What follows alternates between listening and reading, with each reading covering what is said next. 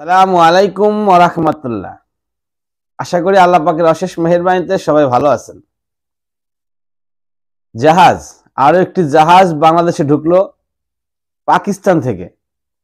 পাকিস্তান এবং দুবাই দুই দেশ মিলিয়ে কিছু পণ্য বাংলাদেশে প্রবেশ করলো, মানে দুই দেশের প্রোডাক্ট একসাথে একই জাহাজে। এখন কি আসলো জাহাজে করে? জাহাজে করে আসলো কি সেটা অবশ্যই আমাদের জানার বিষয়। আর এই দিক দিয়ে ভারত, তাদের অবস্থা খারাপ। ভারত খুব চিন্তায় আছে, টেনশনে আছে। ভারতের জনগণ আপনারা দেখতে পাচ্ছি যে বাংলাদেশের পক্ষ নিয়ে এখন আন্দোলন করতেছে। কেন? 2.5 টাকা 3 টাকা আলু পেঁয়াজ বিক্রি হচ্ছে, কৃষকরা তাদের আলু পচে যাচ্ছে, কৃষকদের পেঁয়াজ পচে যাচ্ছে।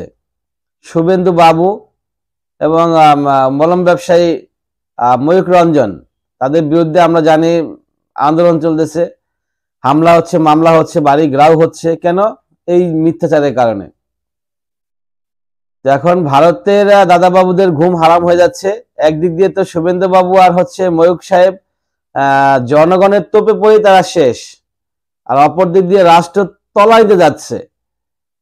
যদিও অনেক বড় রাষ্ট্র, তারপরে বাংলাদেশ থেকে তারা প্রতি বছর প্রায় 12 বিলিয়ন মার্কিন ডলার তারা বিজনেস করে।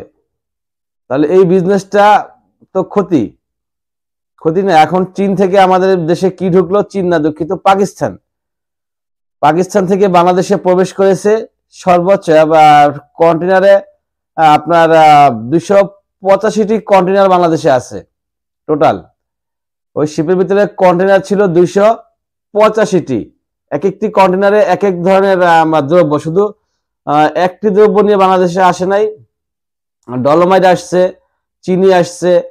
তো এখানে সর্বোচ্চ পরিমাণে যা আছে তা হচ্ছে চিনি, এবং সেটা পরিশোধিত চিনি, অপরিশোধিত নয়, পরিশোধিত চিনি। মানে এটা আসছে, এখন সঙ্গে সঙ্গে এটা মার্কেটে ছাড়া যাবে, এটাকে পরিশোধিত করার আর কোনো প্রয়োজন নাই, মানে সরাসরি এটা ভোক্তাদের কাছে পৌঁছে দেওয়া যাবে। তো এভাবে আমরা দেখতে পাচ্ছি ডক্টর ইউনূস সরকার ক্রমান্বয়ে ব্যবসার খাত বৃদ্ধি করছেন। দুবাই থেকে প্রোডাক্ট আসছে, মিশর থেকে আসবে, পাকিস্তান থেকে আসতেছে, চীন থেকে আসতেছে অলরেডি। এভাবে আসতেই থাকবে বিভিন্ন দেশ থেকে। ভারতের প্রতি আমাদের আর কোনো নাই। ভারতের কি বলে, ভারত সবকিছু বন্ধ করে দিলে আমাদের কোনো প্রবলেম নাই। আমরা পয়সা দিয়ে কিনবো, যে কোনো রাষ্ট্র আমাদের থেকে, যে কোনো রাষ্ট্র থেকে আমরা কিনতে পারবো ইনশাআল্লাহ। অতএব এই ভারতের দাদাগিরি আশা করা যাচ্ছে শেষ হয়ে গেছে।